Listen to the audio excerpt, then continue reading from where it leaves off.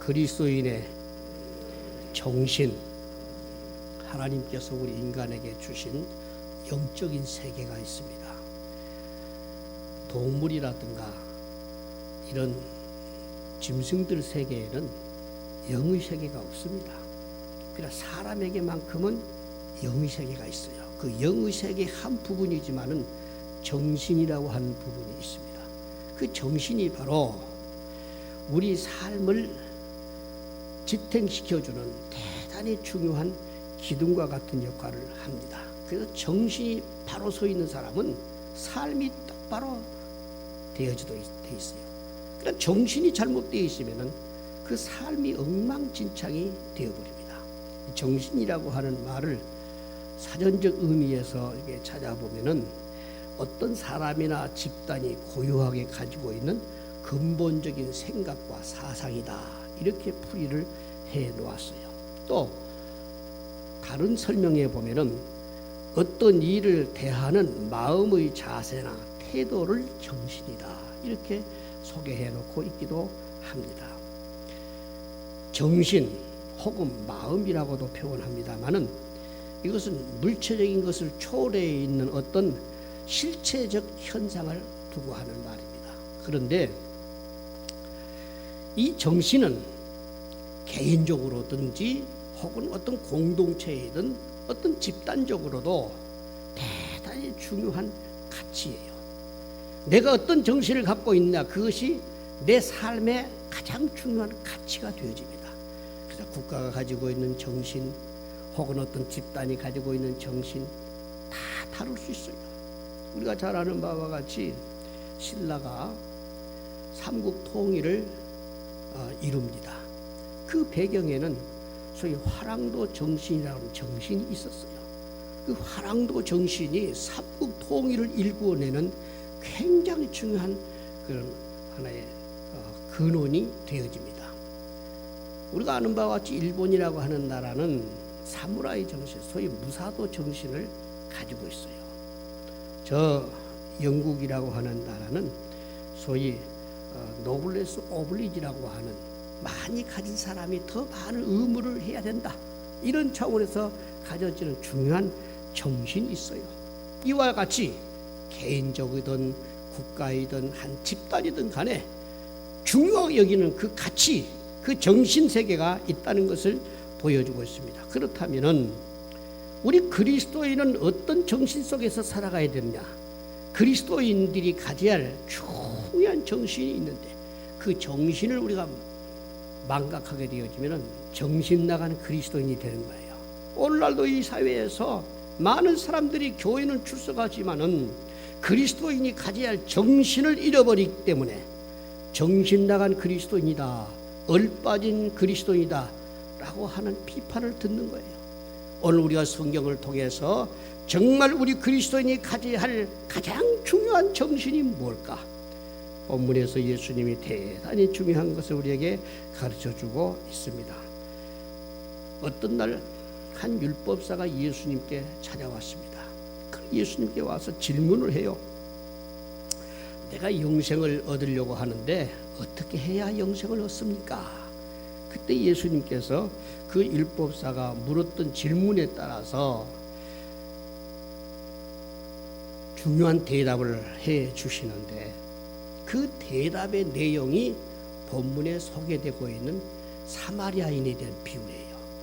그러니까 예수님은 이 율법사가 묻는 질문에 대하여서 사마리아인을 통해서 그리스도인들이 가져야 할, 구원받은 사람이 꼭 지니고 살아가야 할 중요한 정신을 알려주고 계시는 것입니다.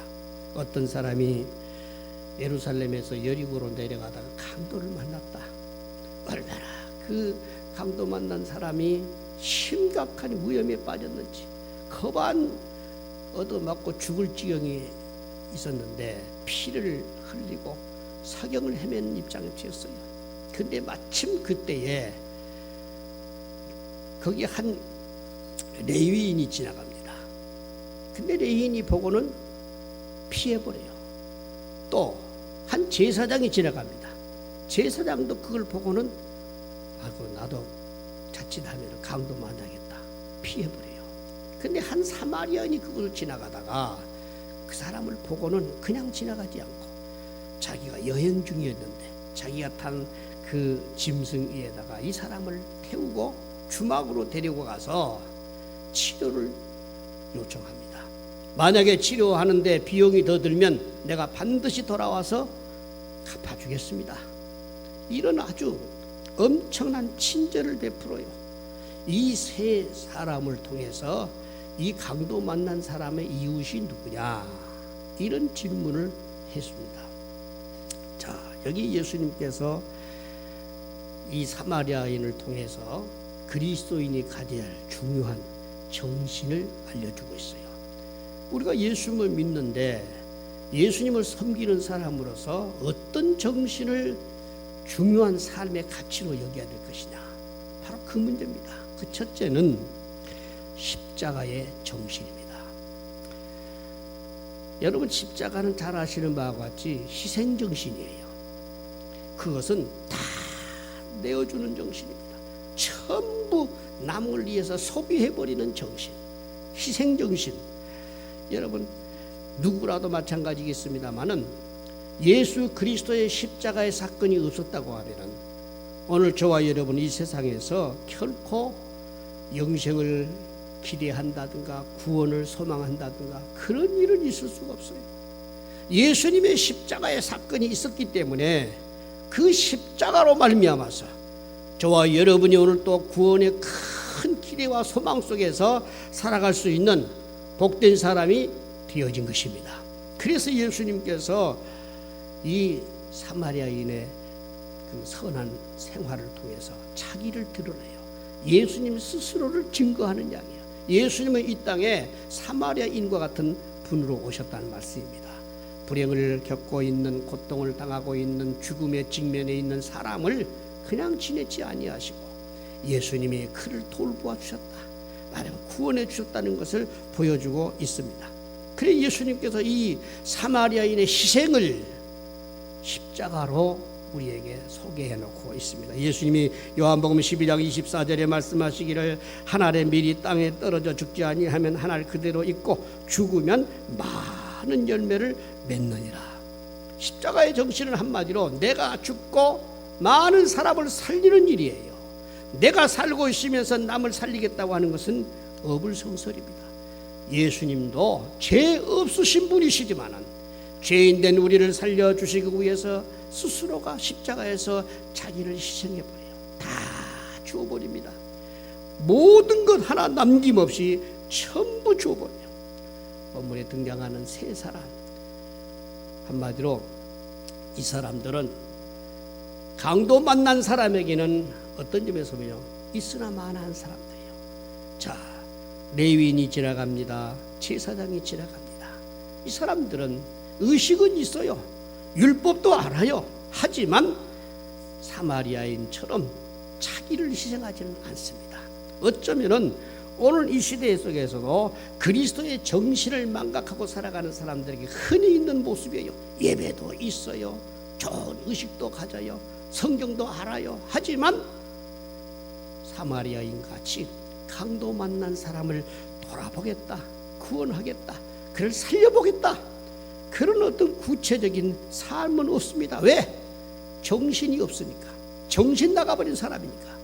의식과 율법을 통해서는 어떤 누구도 하나님 앞에 합당한 사람이 되어질 수가 없습니다. 그래서 예수님께서 친히 그리스도의 정신을 알려주는 차원에서 주님이 십자가를 지신 거예요.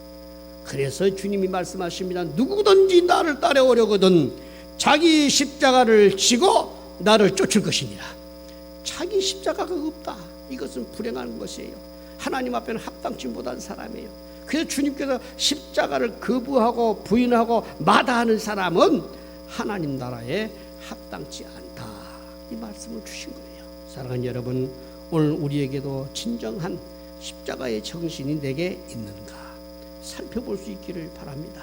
그래서 십자가의 정신은 한마디로 남을 살리는 생명의 엄청난 사고를 우리에게 나타내는 말씀이에요. 십자가의 정신이 있는 사람은 내가 희생하여도, 내가 손해를 보더라도 저 사람을 살려야 되겠다, 구원해야 되겠다, 이런 마음가짐이 생긴다 그 말입니다.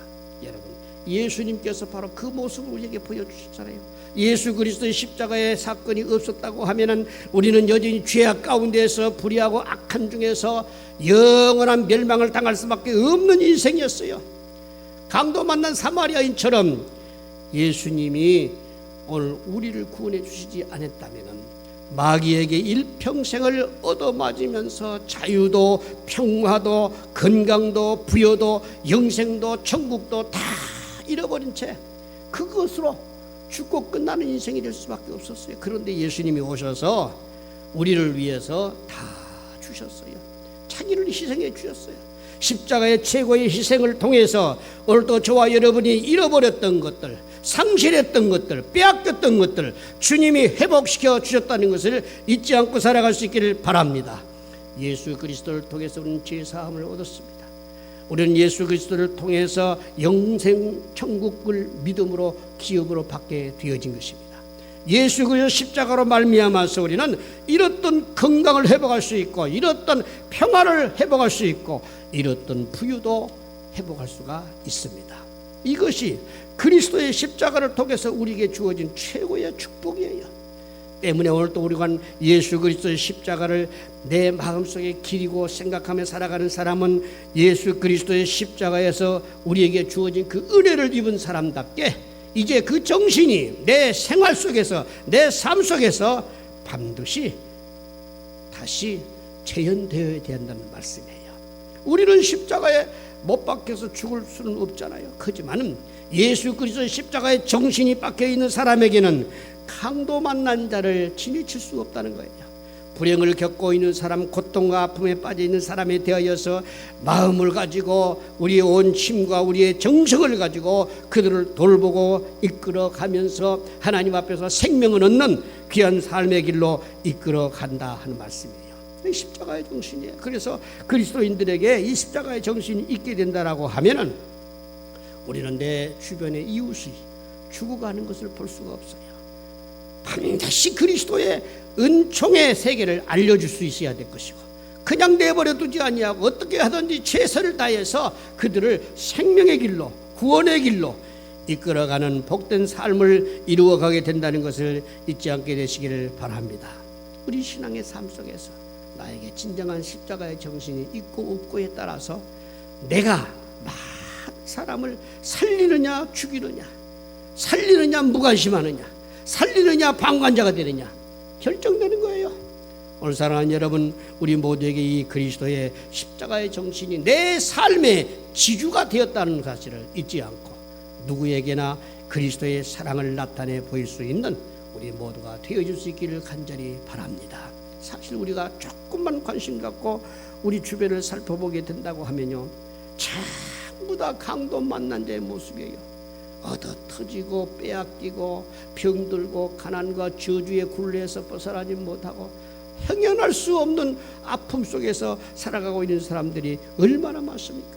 그렇다고 하면은 구원받은 저와 여러분, 예수 때문에 살아난 저와 여러분을, 예수 때문에 회복되어진 저와 여러분이 이제 보일 수 있는 가장 위대한 모습은 그리스도의 십자가의 정신을 가지고 그들을 구원의 길로 이끌어 가야 된다는 사실입니다.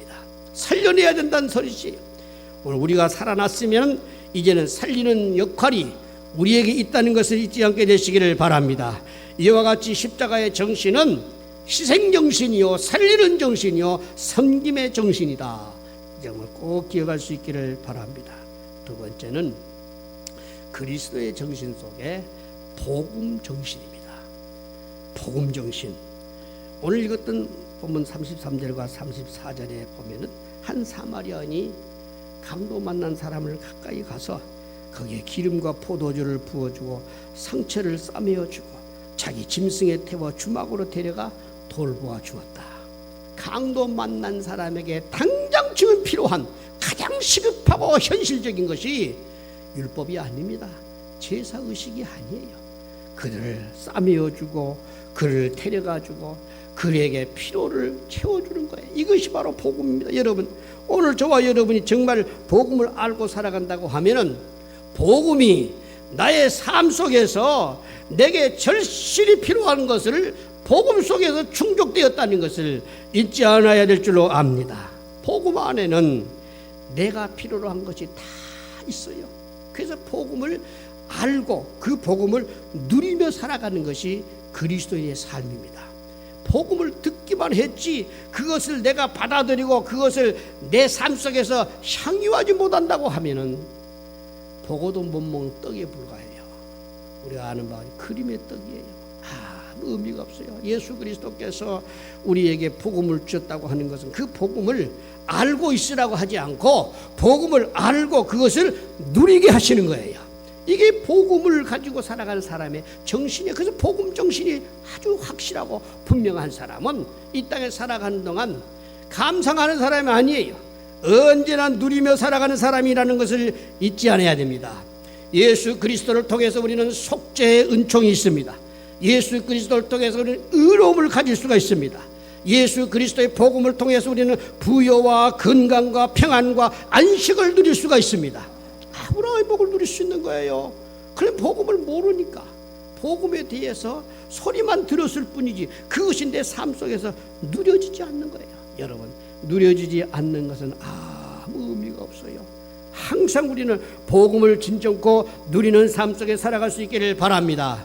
복음을 누리는 사람에게 나타나는 몇 가지 특징이 있어요. 그 첫째가 뭐냐? 감격입니다. 야, 나는 예수 때문에 산다. 예수 때문에 행복하다. 예수 때문에 기쁘다. 예수 때문에 모든 것이 있다. 최고의 감격이에요. 그래서 바울 사도는 옥에 있으면서도 기뻐해라. 또다시 말하노니 기뻐해라. 여러분, 옥중이 뭘 그렇게 좋은 곳이라고. 옥에 갇혀 있으면서도 기뻐해라. 내가 다시 말하노니 기뻐하라. 기뻐하라는 말을 그렇게 많이 강조했습니까? 이유는 다른 게 없어요. 복음 때문에. 자기가 가지고 있는 복음을 자기 삶 속에 삶의 유일한 정신으로 삼고 복음을 그의 삶 속에 누리고 살다가 보니까 모든 환경, 형편, 모든 처지를 초월해서 감사가 있고 기쁨이 있는 거예요. 오늘 그 모습이 저와 여러분의 모습이 될 수 있기를 간절히 바랍니다. 예수님께서 요한복음 6장 53절로 57절 가운데 이 말씀을 주셨어요. 예수께서 이르시되 내가 진실로 진실로 내게 이르노니 인자의 살을 먹지 아니하고 인자의 피를 마시지 아니하면 너희 속에 생명이 없느니라. 내 살을 먹고 내 피를 마시는 자는 영생을 가졌고 마지막 날에 내가 그를 다시 살리리니 내 살은 참된 양식이요 내 피는 참된 음료로다.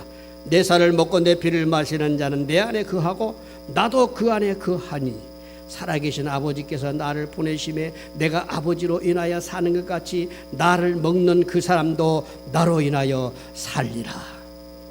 중요한 단어가 나옵니다. 먹어라, 마셔라. 여러분, 먹고 마신다는 것은 감상이 아니에요.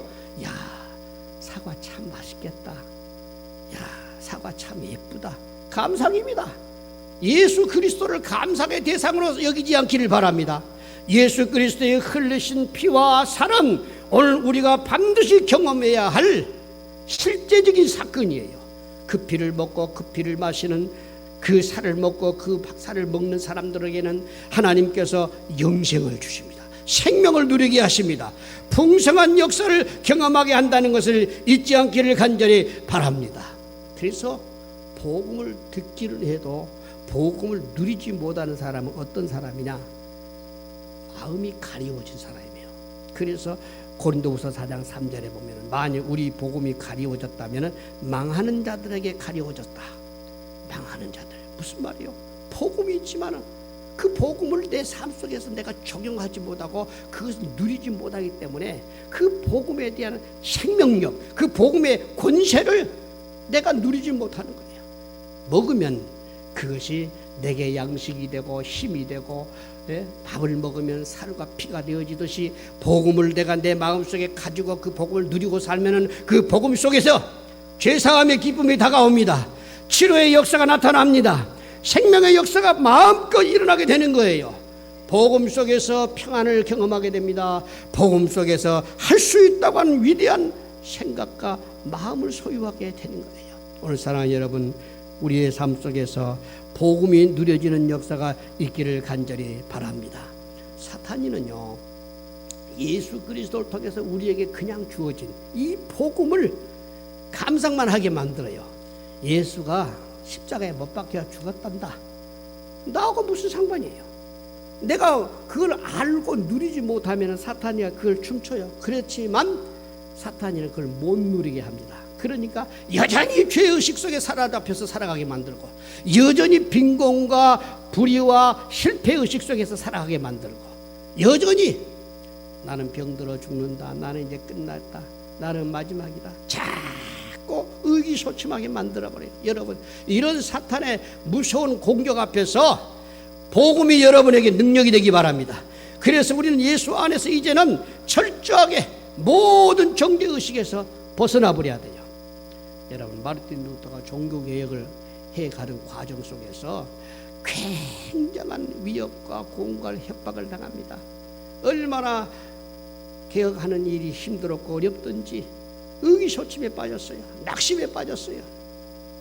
절망 중에 있었습니다. 그런데 그가 꿈을 꾸게 되어져요. 시커먼 사탄이가 큰 두루마리를 하나 가지고 와서 이 마르틴 루터 앞에 펼쳐 보이면서 너 아무것도 못해, 너는 안 돼 하면서 어머니 젖 먹을 때 젖꼭지 물었던 죄부터 다 들춰냈더래요. 하나에서 열까지 틀림이 없더래요. 그러니까 마르틴 루터가 그 마귀의 정죄하는, 마귀가 알려준 죄를 전부 듣고, 그래 말이 맞아, 네 말대로 나는 그런 무서운 죄인이야. 그러나 한 가지는 알아라. 내게 많은 그런 죄가 있다는 것은 사실이지만은 나사렛 예수 그리스도께서 십자가의 피 흘리심으로 그 모든 죄를 사했느니라. 이 한마디 선언과 동시에 그 귀신이, 그 마귀가 그렇게 무섭게 정죄하다가 한순간 그림자조차도 없이 사라져 버더라고요. 그래서 마침내 그는 예수의 피, 예수의 능력, 그것이 나를 오늘 또 생명 있게 하고 나를 살린다, 이거를 믿고, 그래서 힘차게 죽음의 앞에 나서면서 당당하게 계획을 성공적으로 이루었다는 일화가 있어요. 사랑하는 여러분, 여러분의 삶 속에 무엇을 자꾸 무너지게 만듭니까? 나는 안 된다, 큰일 났다, 죽는다, 두렵다, 안 되겠다, 자꾸 이런 문제들이 우리 삶 속에 부딪혀 올 때마다 우리는 복음을 이해해야 됩니다. 복음의 권세를 받아들여야 됩니다. 복음의 능력을 사용해야 됩니다. 그때 비로소 우리는 죄의식에서부터 살아날 수 있고, 모든 죽이고 멸망시키는 어둠의 모든 굴레로부터 자유함을 누릴 수 있어요. 이 은혜가 우리에게 항상 있어줄 수 있기를 간절히 바랍니다. 복음을 알게 되어진 사람에게는 감격이 있습니다. 그리고 기쁨 속에 있어요. 기뻐해요. 복음만 생각하면은, 이 복음이 나를 구원했구나, 이 복음이 나를 이렇게 복되게 만들었구나, 이 복음이 나를 천국 가게 했구나, 이 복음이 나로 하여금 하나님 앞에 거듭난 인생이 되게 했구나, 이것 때문에 그냥 기뻐지고 감사가 용솟음 치는 거예요. 사랑하는 여러분, 복음 때문에 한번 마음속에 정말 생각할 수 없는 감격과 기쁨이 경험된 적이 있습니까? 그냥 그런가 보다 했고 다녔을 뿐이지, 이 복음을 만나지 못하게 되어지면은 여전히 의식적인 사람으로 전락합니다. 그러나 복음을 만나면은 감격이 있어요. 기쁨이 있어요. 감사가 용솟음 쳐요. 하나님을 향해서 할렐루야 찬양할 수 있는 축복의 사람이 됩니다. 오늘 저나 여러분은 주님 앞에 서는 날까지 반드시 복음적 정신을 가지고 하나님을 섬기고 그 복음 앞에서 기뻐하고 감사하면서 살아가는 우리 모두가 되어질 수 있기를 간절히 바랍니다. 최고의 소식 아닙니까? 여러분, 병들어서 사형 선고 받은 사람 무엇을 기다리겠어요? 의식이 필요합니까? 무슨 명예가 필요합니까? 지식이 필요합니까? 아니에요. 그 사람에게 당장 필요한 것은 지금 치료하는 비책이 필요한 거예요. 그러니까 치료하는 비책이 뭐냐? 복음이에요.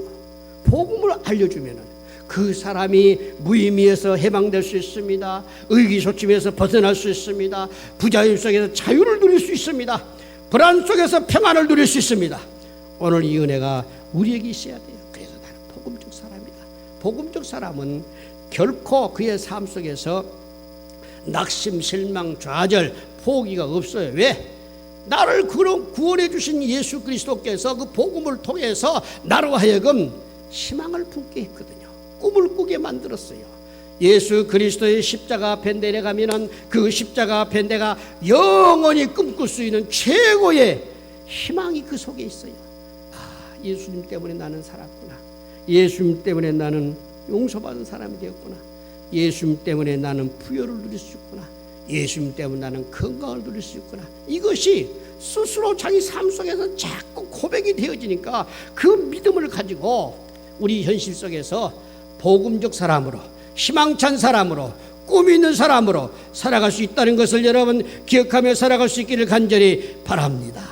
놀라운 사실이에요. 그리스도인의 정신은 복음 정신이다. 잊지 않기를 바랍니다. 마지막으로 그리스도의 정신은 사랑의 정신이에요. 오늘 읽었던 본문 34절에도 그렇게 말씀하고 있어요. 사마리아인이 그 강도 만난 자를 만나가지고 그냥 지내치지 않고 자기 짐승에 태워요. 주막으로 데려가요. 치료를 해줘요. 부비가 들면 내가 더 돌아와서 반드시 갚아주겠다. 이건요 보통 사랑의 정신이 아니에요. 여러분, 기독교의 가장 위대한 정신은 사랑의 정신입니다. 내가 바로 그 사랑을 받았어요. 하나님 아버지께로부터 내가 죄인임에도 불구하고 불의하고 악함에도 불구하고 죄 때문에 영원히 멸망당해 마땅함에도 불구하고 예수님께서 웬 사랑인지 그 사랑을 나에게 부어주셔서 그 사랑을 내가 힘입고 살아가게 만들어줬다는 것을 잊지 않기를 바랍니다.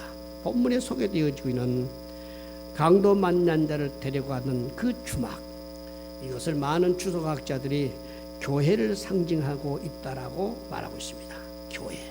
교회는 강도 만난 사람들이 모여 있는 곳이에요. 강도 만난 사람들이 이곳에서 치료를 받는 곳이에요. 강도 만난 사람들이 여기서 회생하는 곳이에요. 오늘 저와 여러분은 결코 의식적 장소로 변질시키지 않기를 바랍니다. 내가 강도 만났는데 내 찢긴 마음이 위로를 받고 내 상처난 몸이 치료받고 생활이 엉망진창이었는데 예수 그리스도를 인해서 아름다운 삶으로 바뀌어지는 곳, 그게 바로 주막집이에요. 여러분, 여기에 사마리아인이 부비가 더 들면 내가 와서 갚을게 그러면서 돈을 주고 가요. 우리 성도들에게 오늘 주막집의 인생, 주막집에서 내가 살아가고 있다는 거 잊지 마세요. 그래서 우리 하나님께서 가장 기뻐하시는 일이 뭐냐? 그리스도의 그 받은 사랑, 그리스도께서 나에게 주신 그 사랑을 내가 깊이 깨닫고 그 사랑을 내 삶 속에서 이루어가는 그 사람에게 하나님께서는 필요한 건 내가 채워줄게, 사랑 실천하도록 내가 모든 것으로 갚아줄게, 주님이 하신 최고의 약속이라는 것을 잊지 않기를 간절히 바랍니다. 그래서 예수 그리스도의 사랑을 실천하기 위해서 시간과 물질을 드리고 정성과 자기 마음을 쏟아서 수고한 모든 사람들을 하나님이 그냥 내버려 둔 적이 없어요. 반드시 필요를 채워주십니다. 그리고 주님은 약속하셨어요. 내가 오는 날 부비가 더 들었으면 내가 갚아줄게, 상 주시겠다는 약속 아닙니까? 맞아요. 오늘 사랑 정신을 가지고 살아가는 사람들은 그 인생이 결코 불행하지 않는다는 것을 우리는 꼭 기억해야 됩니다. 사랑의 정신이 없으면은 어떤 누구도 나를 통해서 이 세상 속에 새로운 꿈과 희망을 품고 생명을 누리고 살아가는 사람은 한 사람도 없습니다. 그런데 사랑의 정신을 가지고 나아가는 그 사람에 의해서 죽을 사람이 살아나게 됩니다. 꿈이 없는 사람이 위대한 꿈을 꾸게 되어집니다. 절망의 사람이 희망의 사람으로 바뀌어버려요. 왜? 내가 나타내진 그리스도의 사랑 때문이에요. 우리가 바로 그 사랑을 입었지 않습니까? 예수님의 그 사랑 때문에 저와 같이 버림받아 마땅한 사람, 영원히 지옥과 당연한 사람, 그런데 주님께서 나를 그리스도의 사랑받는 사람이 되게 해주셨습니다. 영원한 천국을 나에게 기업으로 약속해 주셨어요. 오늘 그 사랑을 저와 여러분이 함께 누릴 수 있기를 간절히 바랍니다. 그래서 우리는 그 사랑을 이제 나타내 보여야 돼요. 내가 받은 사랑을 흘러가게 해야 된다, 그 말입니다. 여러분, 이스라엘이라는 나라는 참 여러 가지 면에서 신비한 지역이에요. 지형도 그렇고 모양새도 그렇고 그런데 어떻게 그 세계를 하나님이 약속의 땅으로 삼으셨을까? 그 성서 지리를 깊이 연구해 보면요, 오묘한 세계가 그 세계입니다. 뭐 다양하게 다 말씀드릴 수가 없지만 대단한 거죠. 제가 종종 말씀드렸죠. 저 북쪽에 있는 헬몰산 만년설을 이루고 있어요. 그 눈물이 녹아서 흘러서 메럼 호수를 이룹니다. 그 메럼 호수가 넘치면 또 흘러서 갈릴리 바다를 형성합니다. 갈릴리 바다가 넘쳐나면 그 물이 또 계속 흘러서 요단강을 이룹니다. 그 요단강에 흘러서 마지막 닿는 곳이 사해바다예요. 신기하잖아요. 저 헬몬산에서 흐르는 그 눈물이 호수를 이루고 갈릴리 바다를 이루고 요단강을 이루는데 이 사해바다에 이르러서는 죽음의 바다가 되어버려요. 여기 중요한 원리가 있잖아요. 흘러보내지 아니하면 너도 죽고 나도 죽는다. 그 중요한 의미가 이 성서 지리 속에서 우리에게 나타내주고 있는 중요한 교훈이에요. 사랑하는 여러분, 받은 복 흘려보내세요. 받은 사랑 흘려보내세요. 누군가는 나를 통해서 받도록 누리도록 만들어줘야 된다, 그 말입니다. 그런데 내가 꼭 죽고 나만 살아야겠다. 자기도 못 살고 남도 못 살아요. 자기도 결국은 아무것도 하나님 앞에서 생명을 누리지 못하는 안타까운 일이 되어버립니다. 우리는 이 엄청난 사랑을 실질적으로 나타내 보이며 살았던 사람, 그가 바로 위대한 사도 바울입니다. 바울 사도, 예수 믿기 전에는 흉악한 살인자예요. 또 교회를 해방했던 자였어요. 누구도 그를 가까이 하고 싶지 않는 사람이었어요. 얼마나 포악무도한 사람인지 모릅니다. 그런데 예수 그리스도의 사랑을 깨닫고 그 사랑 앞에 거꾸로 주고 나니까 삶이 바뀌어졌어요. 빼앗기는 사람이 주는 사람이 되었고, 죽이는 사람이 살리는 사람이 되었고, 두려워하는 사람이 모든 사람이 보고 싶어하는 사람이 되어집니다. 무엇 때문이었어요? 그리스도의 사랑 때문이었어요. 그래서 그는 고린도후서 5장 14절에 이렇게 고백하고 있습니다. 그리스도의 사랑이 우리를 강권하시는도다. 오늘 우리가 받은 그리스도의 사랑이 여러분을 가만히 놔두도록 해서는 안 돼요. 여러분의 받은 그 그리스도의 사랑이 여러분들의 가슴을 흔들어야 돼요. 삶을 요동치게 만들어야 돼요. 가만히 있을 수 없게 만들어줘야 돼요.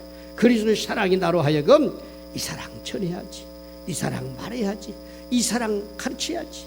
오늘 그것이 우리의 아름다운 모습이라는 것을 잊지 않기를 바랍니다. 여러분, 그뿐이겠어요. 그리스도의 사랑을 우리로 하여금 받고 실천할 수 있게 하시려고 너무너무 중요한 하나님의 선물이 우리에게 주어졌잖아요. 바로 성령님이세요.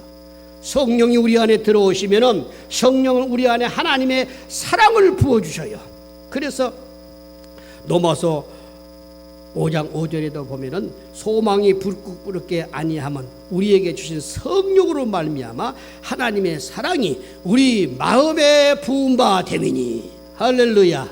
여러분, 성령 받았다는 증거가 뭐예요? 내가 오늘도 성령 받았다. 뭘로 증거합니까? 방언하고 갖가지 은사를 나타내고, 물론 그것도 필요하죠. 그러나 그것은 은사에 지나지 않아요. 사실상 내가 나타낼 수 있는 최고의 성령 받은 그 표적은 사랑을 보이는 거예요. 그리스도의 사랑이 나를 통해서 흘러가게 해야 된다, 그 말입니다. 나 때문에 구원받은 사람이 생겨나야 돼요. 여러분 때문에 한 분 한 분이 예수 믿는 사람이 생겨나야 돼요. 절망의 사람이 소망의 사람으로 바뀌어져야 돼요. 왜? 내게 성령을 부어주신 이유가 바로 거기에 있으니까. 그래서 사랑받은 사람이 사랑하도록 되어 있습니다. 교육학에서 대단히 중요한 이론이 뭔지 아세요? 내가 받은 것만 줄 수 있다. 막 야단맞고 꾸지람을 받고 막 소외당하고 그 사람은 자라서 꼭 그런 행동을 해요.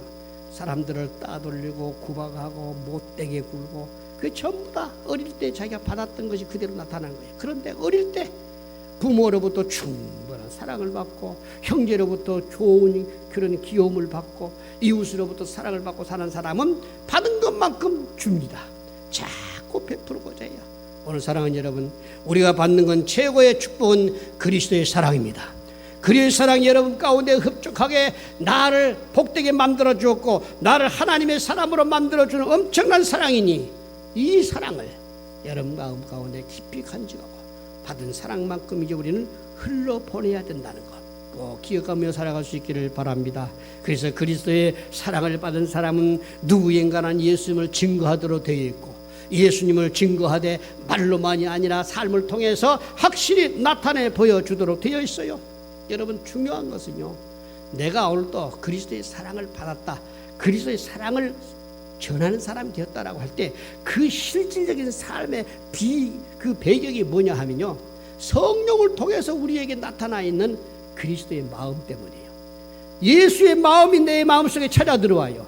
그 마음이 있기 때문에 그 마음 때문에 우리가 가만히 견딜 수가 없어. 그리스도의 마음이 나를 충동하고 감격해서 그리스도의 사랑을 말하게 만들더라 그 말입니다. 바울 사도가 그런 고백을 했어요. 고린도전서 2장 16절에 보면 누가 주의 마음을 알아 주를 가르치겠느냐, 그러나 우리가 그리스도의 마음을 가졌느니라. 사랑하는 여러분, 성령을 통해서 십자가의 사랑을 통해서 또 그리스도께서 우리에게 은혜를 주심을 쫓아서 이 예수 그리스도의 영광스러운 마음, 그 마음을 내가 소유하고 그 마음 속에서 우러나오는 진정한 그리스도의 사랑이 여러분의 가정과 이웃과 형제와 일터에서 반드시 재현되어지는 역사가 일어날 수 있기를 간절히 바랍니다. 성도답다, 그리스도인답다라고 할 때는 다른 걸로 설명하지 않습니다. 교회에 다닌다고 그리스도인답다고 하지 않아요. 예? 우리가 착하고 깨끗하게 살아간다, 그게 그리스도인다운 모습이 아니에요. 물론 그것도 필요하겠지만은 그것은 그저 작은 일부분에 지나지 않습니다. 그리스도인답다, 그것은 그리스도의 정신을 가진 사람을 두고 할 말이에요. 정신이 없으면은 그리스도의 삶이 안 나타나는 거예요. 오늘 말씀을 정리하자면은 그리스도의 정신은 세 가지예요. 십자가의 정신, 예수 그리스도의 십자가의 희생과 그리스도의 그 엄청난 우리를 위한 섬김이 내게 그대로 나에게서 이제 십자가의 정신으로 나타나서 나도 세상을 살아가는 동안 그리스도의 그 엄청난 희생을 나도 본받아 살아가야 되겠다 하는 삶, 그런가 하면은 복음적 정신, 그리스도의 십자가의 은혜를 내가 마음속에 누리고 간직하고 그것을 나누며 사는 삶, 더 나아가서 사랑의 정신입니다. 예수님이 나에게 보여주신 이 위대한 사랑이 나에게서 멈추지 말고 그리스도 앞에서 오늘 많은 사람들이 구원받게끔 만들어주는, 살려주는 삶, 복되게 하는 삶, 또 행복하게 만들어주는 복된 모습, 이것들이 오늘 그리스도인들이 가져야 할 중요한 3대 정신임을 잊지 않고 이 정신을 가지고 이 마지막 때를 잘 이겨나갈 수 있는 저와 여러분이 될 수 있기를 주의 이름으로 축원합니다. 우리 다 같이 한번 합심하여 이 시간 간절한 마음으로 결단의 기도를 드리십시다. 듣고 끝나버리면 아무 의미가 없어요. 아무리 들어도 믿음이 되지 아니하면, 내가 합하지 아니하면 나에게는 끝나버리는 아무 소용이 없는 말이 되어버립니다. 그러나 하나님의 말씀이 내 영혼 속에 나를 변화시키고 나를 꿈틀거리게 만드는 살아있는 말씀이 되게 해야 돼요. 오늘도 성령님 내 심령 속에서 이 말씀이 나의 삶의 능력이 되게 해주세요. 이 말씀에 의지해서 살아가는 삶 되게 해달라고 다 같이 함께 주의 일창하고 통손 한번 기도하십시다. 크게 같이 주여 하십시다. 주여